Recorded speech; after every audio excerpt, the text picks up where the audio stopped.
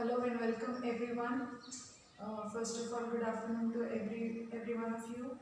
I hope you all are safe and fine at your homes. So today we'll start with Standard 9 Science 1, Laws of Motion. Now previously we had seen the three equations of motion and its derivation. So today we'll see uniform circular motion and Newton's law of motion.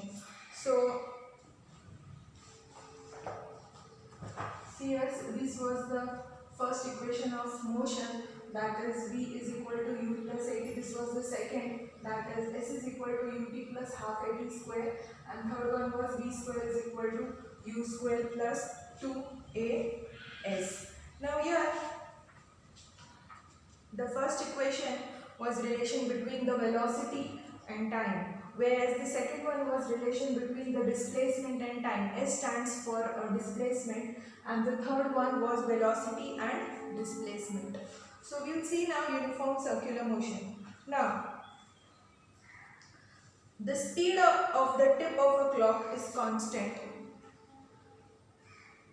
but the direction of its displacement and therefore its velocity is constantly changing. As the tip is moving along a circular path, its motion is called a uniform circular motion. You must have seen the hands of the clock which are moving. Now they are in uniform circular motion. Now what example more you can give is the motion of the earth around the sun, or the motion of the moon around the earth, and even the electrons which are revolving around the nucleus. So these all are uniform circular motion. Now if you see on page number 10, there is we have to draw a triangle and see how many times it can change the direction. Now for example, if you are drawing a rectangle, I'm sorry, see from here if you are starting, so here you will change direction once, here second time, here third time, and here fourth time. So this way, draw a rectangular path, then place the tip of your pencil on the middle of any side of the square of the path and trace the path. Now see, this is the path which we have to trace. Now how many times you have to change the direction while tracing the complete path? So you can count over here how many times you will change the direction. Now repeat this action for a pentagonal, hexagonal and octagonal path, and the number of times you have to change the direction. If you take, see, this is a four-sided figure, correct? Now if you take for pentagon, it will come 1, 2, 3, 4, 5-sided. For hexagon, if you take, it will come 6. For octagon, it will be 8. So the number of how many times it will change the direction, it will go on increasing over here. For example, you are starting from here. Now every corner it will change its direction. So as you will change the number of sides, the direction, the number of direction you are changing, that will also change. This shows that as we increase the number of sides, we have to keep changing direction more and more times. So when you are increasing the sides, that time even the change in direction, that number, even that goes on increasing. And as we increase the number of sides to infinity, when we keep on increasing these sides to infinity, that time a circle is formed, and that polygon, it becomes a circle. So when an object is moving with a constant speed along a circular path, the change in velocity is due to the change in direction. So there also it will be change in direction for every point on the circle. Now hence it is called as accelerated motion, because there is a change in the velocity, and change in velocity is nothing but acceleration. So hence it is an accelerated motion. Now when an object moves with constant speed along a circular path, the motion is called uniform circular motion. When the object is moving with a constant speed, the speed is not changing, though velocity is changing but the speed is not changing, then the object is said to be in uniform circular motion.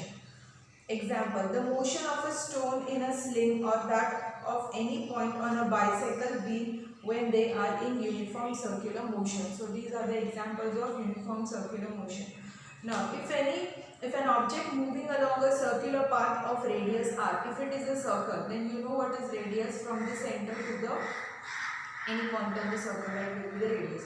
So, if an object moving along a circular path of radius r, so radius you have to consider as r, take time t to come back to the starting position, its speed can be determined by the formula. So, how will we determine the speed? If circular path you are taking of radius r, then how will you calculate the speed? Now your speed will be circumference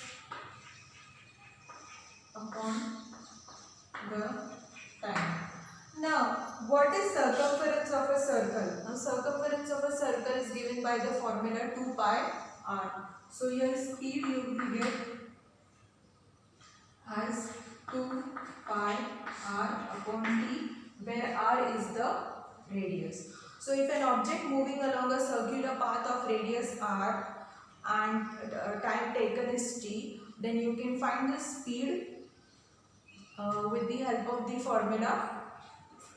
Speed is equal to circumference upon time, where circumference is the boundary of the circle, and then you know that the circumference of a circle is nothing but 2 pi r. So here it will come 2 pi r, time is t. So here you will get 2 pi r upon t, where r is the radius of the circle.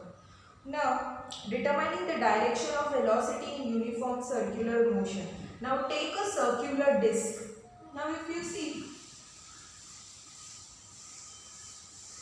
if you are taking a circular disc,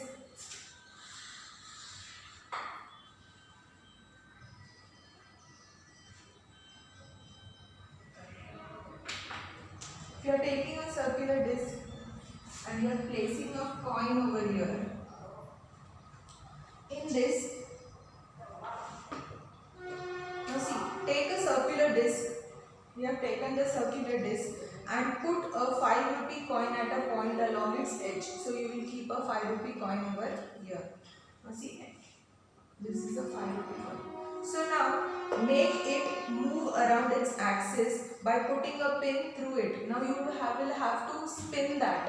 So after spinning that, when the disc is moved at a higher speed, the coin will be thrown off as shown in the figure. So this coin which is there over here, when you will move it, you will find it has come outside, or it will be thrown off. Now note the direction in which it is thrown off. Repeat the action placing the coin at different points along the edge of the circle and observe the direction in which the coin is thrown off. If you observe, that coin will go in the direction which is tangent to the circle. So the coin will be thrown off in the direction of the tangent which is perpendicular to the radius. Now if you take the radius over here, it will become a tangent.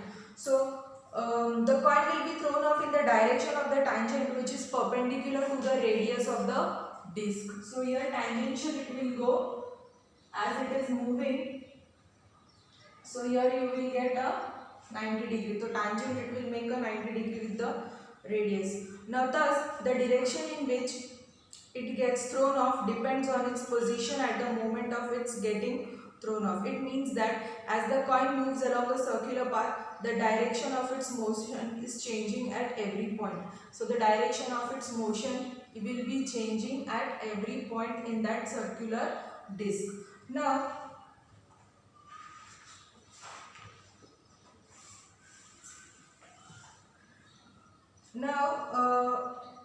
for second equation of motion, what we had done, the distance covered that we have done already. Now Newton's law of motion. Now what could be the reason for the following? Now a static object does not move without the application of force. Now if there is a static object, it will not move unless and until you with your hand or with something else you are applying force and trying to move it. So the force which is insufficient to lift a book from a table is not sufficient to lift the table. So whatever force you are applying to lift the book, that same you will not require to lift the table, because the table is heavy, so there you will require more. Now fruits on a tree fall down when its branches are shaken. An electric fan keeps on rotating for some time even when after it is switched off. If we look for the reasons of all above, we realize that objects have some inertia. Now inertia, we have learned that inertia is related to the mass of the object. So now Newton's first law of motion describes this very property. Newton's first law of motion, it describes the property of inertia, therefore it is also known as law of inertia. Now what is inertia? The tendency of a body to resist a change in its state of rest or in its state of motion. That is called as inertia. The tendency of a body to resist the change in its state of rest or state of motion is called as inertia. Now fill the glass with the sand. Now fill a glass with the sand. Keep a piece of cardboard on it. You will keep a piece of cardboard on it. Keep a 5 rupee coin on the cardboard. So first you will take a glass, on that you will fill sand, on that you will keep cardboard, on that you will keep a coin, 5 rupee coin. Now strike the cardboard and hard using your fingers. Observe what happens. Now you flick that cardboard, you will find that the cardboard will move away, but that coin, it will fall into the glass. Now balanced and unbalanced forces. Now you must have played tug of war. Now tug of war is, you must have seen that game where there is a rope, and on the two ends of the rope there will be people pulling it. So long as the force applies by both the sides are equal, that is balanced, the center of the rope is static in spite of the applied force. Now if suppose two groups are there, and a big rope is there, and one group is pulling from one end and the other group is pulling from the other end. So as far as they are pulling with equal forces, that rope will become static, means it will not move, because both of them they are pulling with the balanced forces. So on the other hand, when the force applied becomes unequal, that is unbalanced, a net force gets applied in the direction of the greater force and the center of the rope shifts in that direction. Now for example, here it is group A, here it is group B, and they are pulling that rope. Now when both are pulling with the equal force, that time the rope will be static. And if suppose the B1 has applied more force than the A, then the balanced force will be converted into the unbalanced force. So here the force is greater, the rope will be pulled towards the B side or the B group. So this is what they have said, that on the other hand, when the forces applied become unequal, when the forces applied become unequal means the B group has applied more power or more force, that is unbalanced, a net force gets applied in the direction of the greater force and the rope gets pulled towards that group. Now an object continues to remain at rest or in a state of uniform motion along a straight line. Now an object will remain in its own state of motion unless and until it is exerted by some outside force. Unbalanced forces acting on it, that time it will change its motion. So an object continues to remain at rest or in a state of uniform motion along a straight line unless an external unbalanced force acts on it. So if from outside something has struck it, the force has struck it, that time it will change its motion. So when an object is at rest or in uniform circular motion along a straight line, it does not mean no force is acting on it. Actually there are a number of forces acting on it, but the forces cancel each other. So actually there are a number of forces acting on it, but they cancel one another, so the net force becomes zero. Now Newton's first law explains the phenomena of inertia. So what was inertia? The tendency of a body to resist a change in its state of rest or a state of motion. Now, so that is the inability of the object to change its state of motion on its own. So it will not change on its own. If it is going in a uniform circular motion on its own, it will not change until and unless some outside unbalanced force acts on it. So it also explains the unbalanced force which cause a change in the state of an object at rest or in uniform motion. Whether if it is at rest or in uniform motion, there is something called as unbalanced force which will act from outside on it, and its state will, the state of motion will change. So all instances of inertia are examples of Newton's first law of motion. Now see, when a bus starts suddenly, the passenger, they experience a backward jerk due to inertia. And if the bus is moving, that is an example of inertia, that is Newton's first law of motion. Then if the bus is moving and suddenly if the brakes are applied, our body, it leans forward. We get a forward jerk. So in that, what happens? The lower part of the body is which is along with the seat, that is in motion with the bus, and the upper part of the body, it is trying to maintain that motion. So in that, what happens?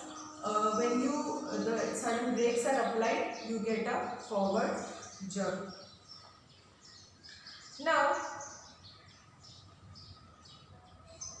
see, the passengers in a moving bus or have a car, they have the same velocity as that the bus or the car they are moving. So when the brakes are applied suddenly to the car, it stops suddenly and the lower part of the passenger's body is in contact with the seat, it comes to rest. And the upper part which is there,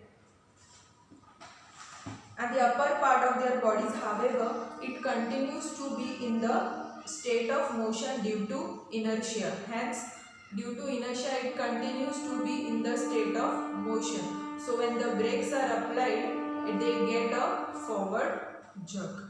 Now we get a backward push when the bus starts at once. So now when we are sitting or standing in a stationary bus, we are in a state of rest. So when the bus starts suddenly, the lower part of the body, it is in contact with the bus, will acquire the motion of the bus, because that is in contact with the bus. But the upper part of the body, however, it continues to be in the state of inertia. So that is why it will get a backward jerk when the car starts or the bus starts.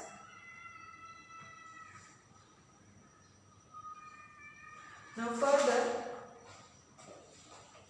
we will see Newton's second law of motion. Now velocity is same. Ask your friend to drop one plastic and one rubber ball from the same height. So when you are dropping one plastic ball and one rubber ball from the same height, you catch the balls, which ball was easier to catch. Now see, when you are dropping from the same height, the velocity will remain same, but what will happen? The lighter object, it will be easier to catch, because the lighter object which is there, it will create a less impact than the heavier object. Now ask your friend to throw a ball towards you at a slow speed. Try to catch it. First tell your friend to throw a ball with a slow speed, and then tell him to throw the ball with a high speed. Now try to catch which ball could be you catch with greater ease and why. Now ball with the slow speed you will be able to catch easily, because it is creating a less impact than the ball which is coming with a greater speed. Now this if you do also these things, you will experience that the lighter one is easy to catch and the heavier one is difficult to catch. So these are all examples which are there in our day-to-day life. So The effect of one object striking another object depends both on the mass of the former objects and its velocity. Now we will talk about momentum. Now momentum is the product of mass and velocity. So the effect of one object striking another object depends upon the mass of the former object and its velocity. This means that the effect of force depends upon the property related to both mass and velocity of the striking object. The property was termed as momentum by Newton. So when two objects are there, one is striking the another, the former one. Former means the first one and latter means the second one. So the first one which is striking, now that on its mass and velocity is considered over here. So the effect of one object striking another object, it depends on both the mass of the former object, the one which was striking. So it depends on the mass of it and also the velocity. Now this means that the effect of the force depends on a property related to both mass and velocity, and that name was given as momentum by Newton. So momentum, it is defined as a product of mass and velocity. So momentum is m into v, and momentum is given, it is denoted by letter P, capital P. So remember, momentum is denoted by letter capital P. Now see, momentum has magnitude as well as direction. So momentum has magnitude as well as direction. When it is having magnitude and direction both, which quantity it is? It is a vector quantity. See, now as velocity is there in that, velocity is also a vector quantity because it will have a magnitude and direction also. So momentum is also having a magnitude and direction. Therefore, it is a vector quantity. Now, its direction is same as that of the velocity. So, in the formula you have mass into velocity and its direction will be same as that of the velocity.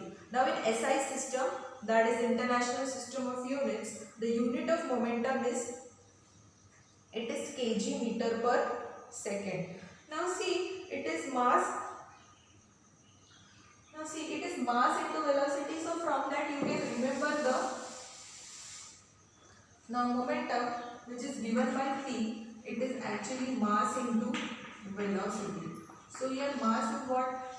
Kg, and your velocity is in what? Meter per second. So this is momentum. It is denoted by letter P, and it is the product of mass into velocity. So it is a vector quantity. Now see, if an unbalanced force applied of an object causes a change in the velocity of the object, then it also causes the change in its momentum. Now, if unbalanced force is acting and there is a change in the velocity, now as momentum is directly proportional to the velocity, so as there is a change in the velocity, momentum will also change. The force necessary to cause a change in the momentum of an object depends upon the rate of change of momentum. Rate of change of momentum means change of momentum upon time. So rate means related to time. Now we will see the definition. As said earlier, the momentum is the mass, product of mass and velocity of an object. So P is equal to mv, and momentum is a vector quantity. Now the rate of change of momentum is proportional to the applied force, and the change of momentum occurs in the direction of the force. Now the rate of change of momentum, it is directly proportional to the applied force. Now see, suppose an object of mass, see that.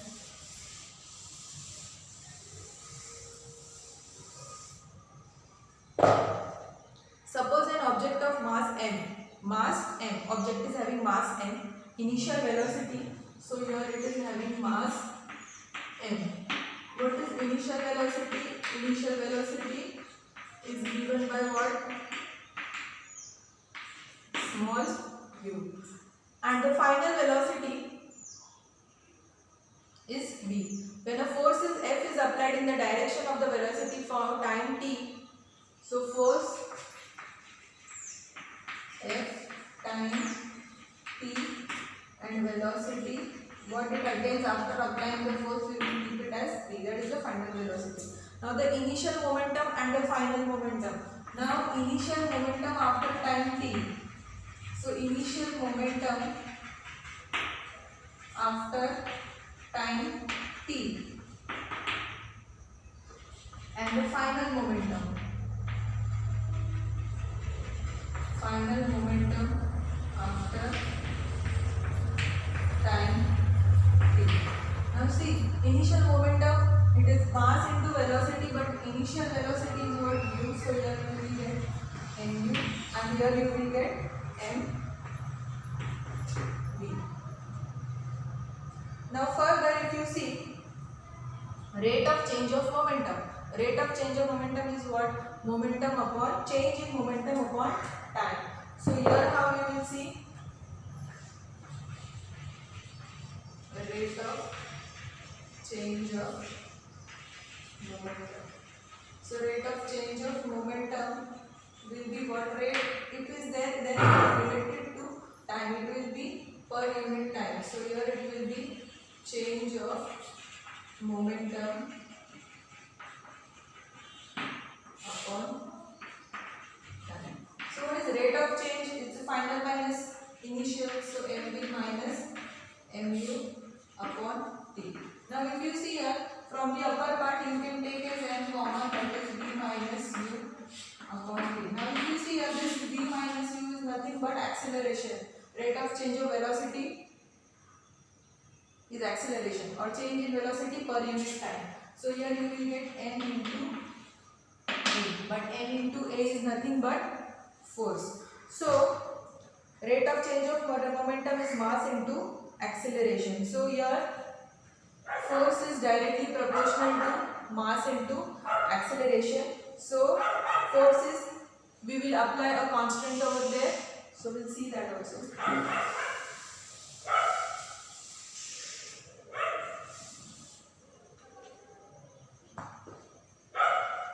According to Newton's second law of motion, the rate of change of momentum is directly proportional to the applied force. So rate of change of momentum was ma.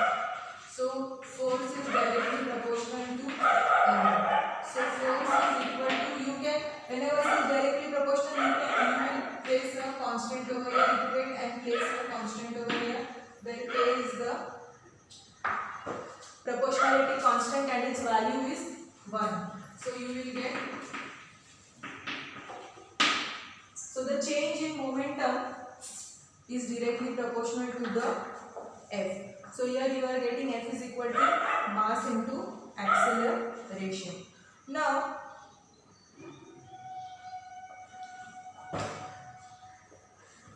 consider two objects of having mass which are initially at rest. So initially it is at rest. The initial momentum for both is 0. So initial momentum they are at rest, so it will be 0. Suppose a force F acts for time t on both objects. The lighter object moving faster than the heavier object. However, from the formula we know that the rate of change of momentum F in object is same and the total change in the momentum will also be same. Thus in same forces applied on different objects, the change in momentum will be same. So see here, if it will not depend upon the mass, it will depend if same force is applied on two different objects. So change in momentum will be same only because same force you are applying. Now in SI system the unit of force is Newton. Now in SI system the unit of force we call it as Newton. SI means International System of Units. Now see, force unit is what? Newton, which is also denoted by capital N.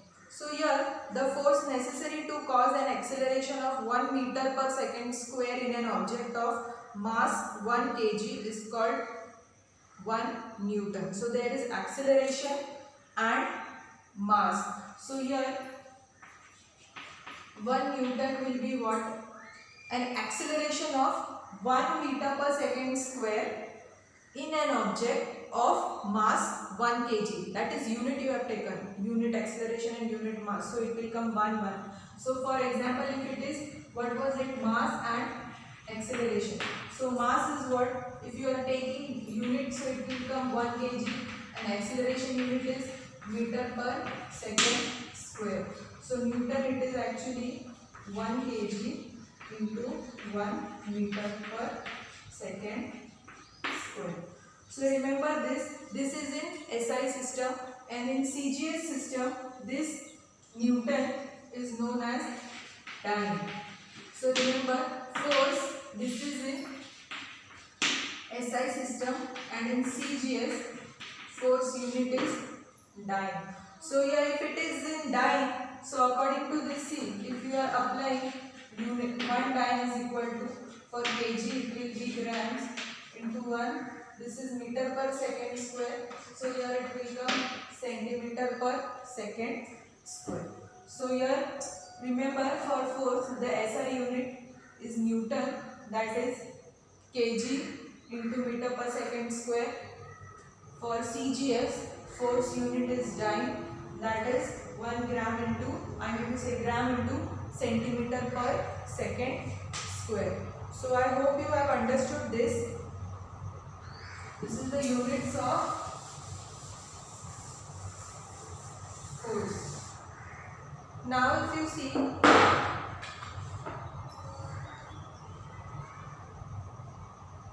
Newton's third law of motion, we have learnt about the force and its effect on an object through Newton's first and the second laws of motion.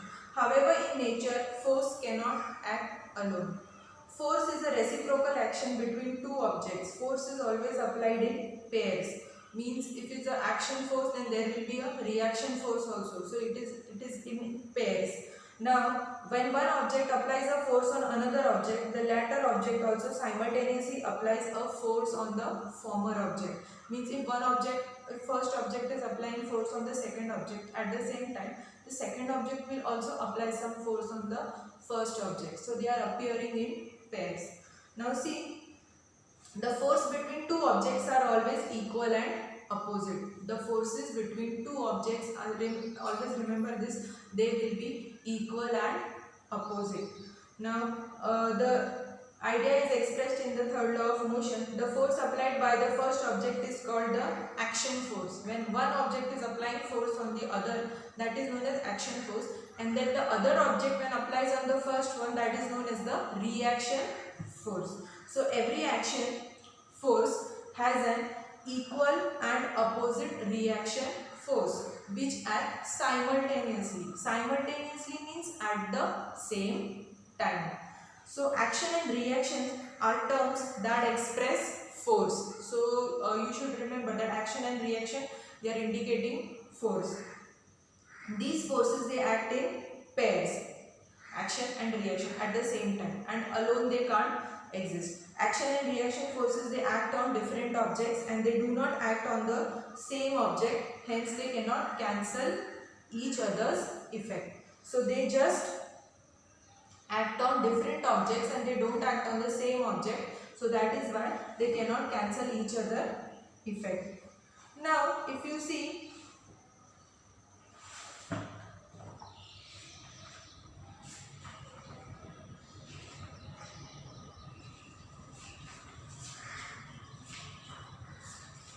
we'll see some examples.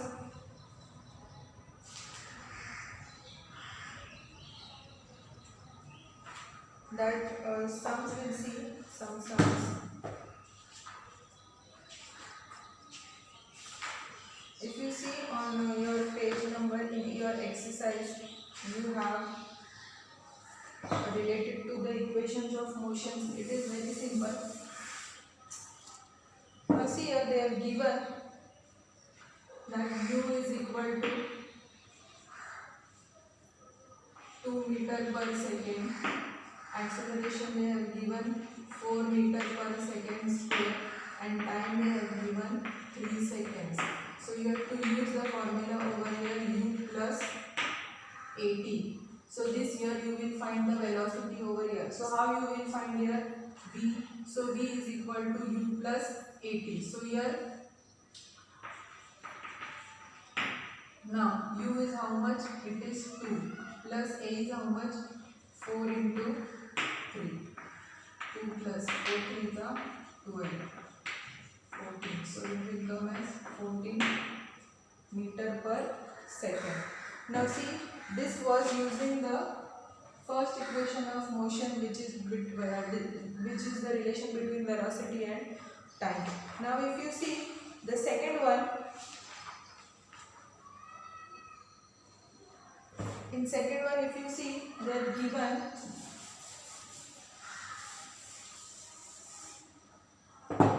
second one, they are giving us u is equal to 5, acceleration is 12, time you have to find, sorry, time they are given 3, and here you have to find s. So here for s our formula is, we see here s is equal to ut plus half at square. So s is equal to ut plus half 80 square. Now u is how much? 5 into time is 3 plus half into acceleration is 12 into t square. So it will become 3 into 3. So here it will become 5 is 15 plus 2 ones are 2, 6 are 12. So 3 3 is 9, 9 6 is 54. So you will have 54 plus 15. So here you will have s is equal to 69. So here we are doing the sum related to these equation. It is there in your exercise. So first one I have done for the formula v is equal to u plus 80. You can do the second one. Now this for the second formula I have done one sum, and for the third one we will see. It is just easy. You have to just put the values and find the answer. Now we are, if u is equal to 4 meter per second, a is equal to 3 meter per second square. As here we have to find in meter the distance, and b here they have given as 8. So here what you will use, b square is equal to u square plus 2as. So here it is b square, 8 8 is 64, u it is 4 4 is 16 plus 2 into 3 into s. Now here you will get 64 minus 16. Now 64 minus 16 is how much? 6, 7, 8, 9, 10, 11, 12, 13, 14. This will be 8. 5 minus 1 will be 4. So this will be 6x is equal to 48. So s will be what? 48 upon 6. 6 1 is 6, 6 8 is 48. So s is equal to 8. So here you will get s is equal to 8. So I hope you have understood. This is how I have done one sum. You can solve the second sum for in your books. So I hope you have understood this part. So the next remaining part and the sums we will see in the next session. Thank you.